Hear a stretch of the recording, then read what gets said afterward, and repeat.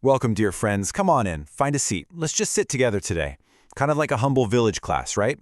We're diving into this explainer not to just memorize ancient dates or, distant geography. Oh no.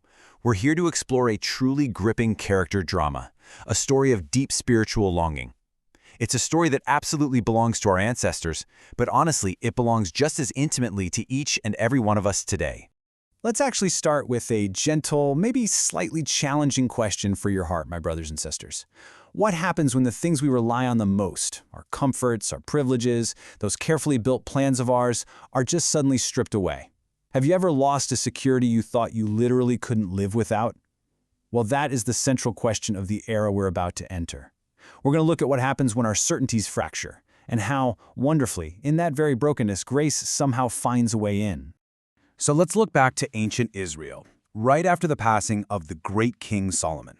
Now, Solomon built a magnificent temple, yes, but he also burdened his people with heavy labor and crushing taxes. Upon his death, the nation stands at a crossroads, and it shatters. This physical division of a once-united nation perfectly and somewhat sorrowfully mirrors the fracturing of the human heart through pride, stubbornness, and fear. It's a tale as old as time. It's fascinating to see our common human struggles playing out on this massive royal stage. In the south, you have Solomon's son, King Rehoboam, and he is just driven by arrogant pride. When the people pleaded for a lighter yoke, he completely rejected the wisdom of his elders, listened to his foolish friends instead, and threatened his people with an even heavier burden. And then in the north, King Jeroboam leads 10 tribes into rebellion, desperately grasping for control. So we have two kings, two tragic failings, pride on one side and paralyzing fear on the other. Now picture Samaria, the region that became the heart of the northern kingdom. Jeroboam faced a really terrifying dilemma. He had the land, he had the people, but the temple, the actual dwelling place of God, remained in Jerusalem, down in the south. Jeroboam was consumed by pure, unadulterated fear. He was terrified that if his people went back to the true temple in Jerusalem to worship, their hearts would return to Rehoboam and he would lose his power. So what does he do? Well, he creates a counterfeit religion. Jeroboam actually built 2 golden calves, placing them in Dan and Bethel.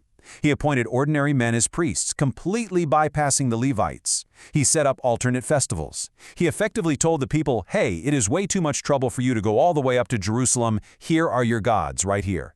My friends, Jeroboam created an alternate, convenient religion. This might look like ancient history, but how much is it like the modern temptation we all face?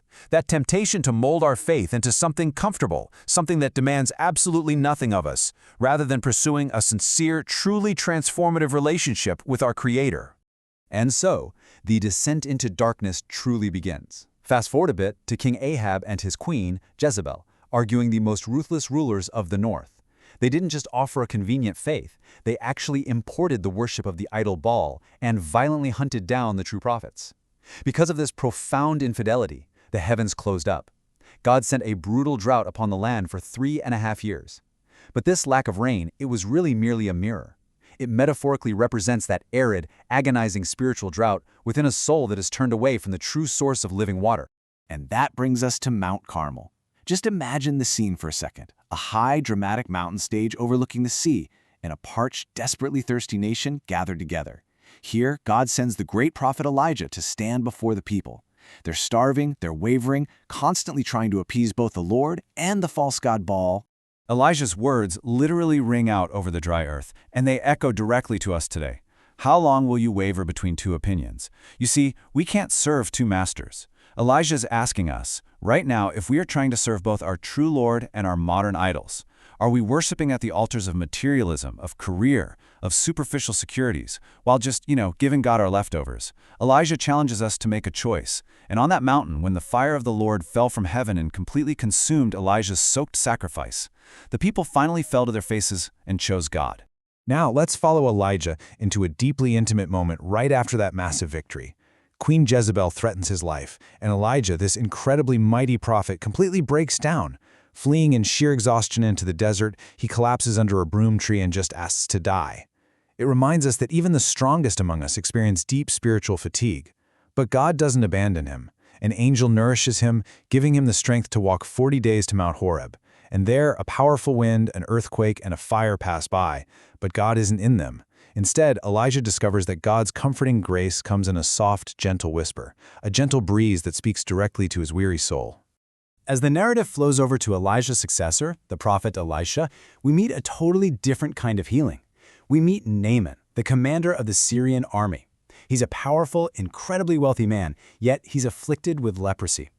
In our spiritual history, this terrible disease is a really powerful symbol of the decay of the soul through sin. It isolates us, it numbs us, and honestly, no amount of worldly power or wealth can ever cure it. Naaman's story is just a brilliant illustration of the contrast between the ways of the world and the ways of God. Naaman arrives with all his chariots and gold, expecting Elisha to perform this grand theatrical miracle to match his grand status. Instead, Elisha doesn't even come to the door. He simply sends a messenger telling Naaman to go wash 7 times in the muddy Jordan River. Well, Naaman's pride is deeply offended. He wanted to use the majestic, mighty rivers of his home in Damascus. But here's the catch. Physical and spiritual healing require us to lay down our worldly pride and just embrace simple, humble obedience. So Naaman's true healing didn't come from some dramatic lightning bolt. It actually came through the gentle, humble advice of his own servants who urged him to simply obey.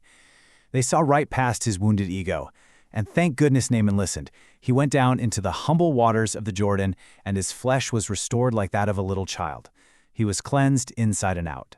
And actually, we absolutely can't forget how this healing journey even started. It was an unnamed, enslaved Israelite girl working in Naaman's house who first pointed him to the prophet in Samaria. Just think about that. A captive, stripped of her freedom, yet she possessed the true knowledge of God and bravely shared it with her captors. God so often uses ordinary people in the most unbelievably difficult circumstances as profound instruments of grace. It's a wondrous thing to realize that no one is too small to carry the message of healing. Sadly, though, despite these incredible flashes of grace and the repeated warnings of the prophets, the continued disobedience of the kings eventually brought disaster. The warnings became a really harsh reality. In the north, the brutal Assyrian Empire conquered Israel, scattering the 10 tribes completely. Over a century later in the south, Nebuchadnezzar of Babylon besieged Jerusalem. The magnificent temple was reduced to rubble. The Ark of the Covenant vanished. Both the North and the South lost everything they held dear, chained to lives of servitude far, far from home. It was the ultimate exile. Now, when unimaginable loss strikes, when we lose our worldly comforts, our communities, or our religious privileges, we are forced to ask what remains. As the Israelites sat in the actual ashes of their physical security, they realized something profound. The living Word of God was not lost. It was and is their true, indestructible anchor in the storm. Out there weeping by the rivers of Babylon, an extraordinary transformation occurred. In the immense pain of exile, without their temple to act as sort of a religious amulet, the people finally discovered their poverty of spirit. The superficial was completely burned away. They destroyed their pride, and in that profound, quiet solitude, they learned to depend entirely on God. They finally realized God wasn't confined to 4 walls. He was right there with them in their suffering.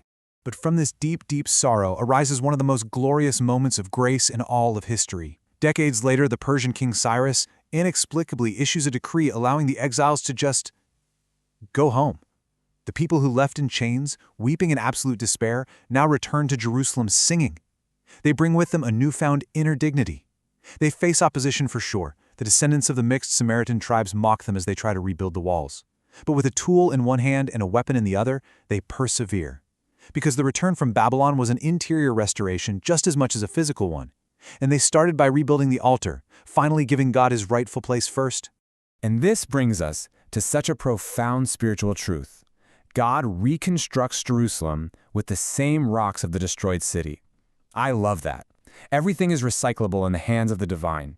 My dear friends, God recycles our history. He doesn't just erase the past. He takes the very brokenness of our past, the burnt and shattered stones of our failures, our exiles, and our suffering to build a beautiful, totally resilient new future. Suffering is never God's final word. As we wrap up our explainer today, I want to leave you with this final, truly hopeful thought for your own personal journey. Just take a look at the scattered pieces of your own life, the moments of pride, the periods of deep spiritual drought, the times you felt totally exiled. Will you stop hiding them? Will you let God rebuild your spiritual life using your own broken pieces? Thank you so much for sitting with me, learning with me, and reflecting on this beautiful, seamless journey of the heart. May you find that gentle breeze of grace in your own life today.